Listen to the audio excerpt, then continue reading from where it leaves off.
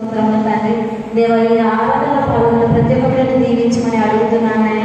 దేవా, ఈ పాప ప్రార్థన ఆలకించమని అడుగుతున్నాను తండ్రి.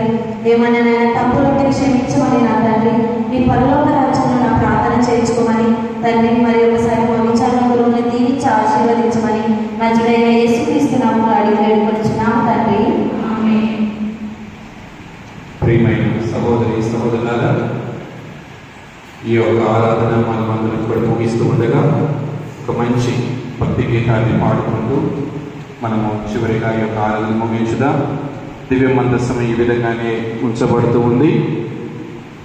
రేపు ఉదయాన్నే వచ్చి ఈ యొక్క ఆరాధన మీరు వ్యక్తిగత ఆరాధన చేయవచ్చు, ఎల్లుండి కూడా వ్యక్తిగత ఆరాధన చేయవచ్చు.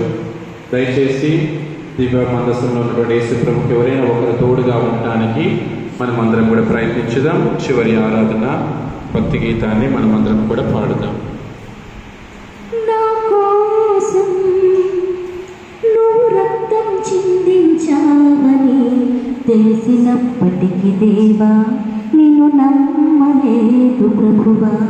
నా కోసం నీ రక్తం చిందించావని తెలిసినప్పటికీ దేవా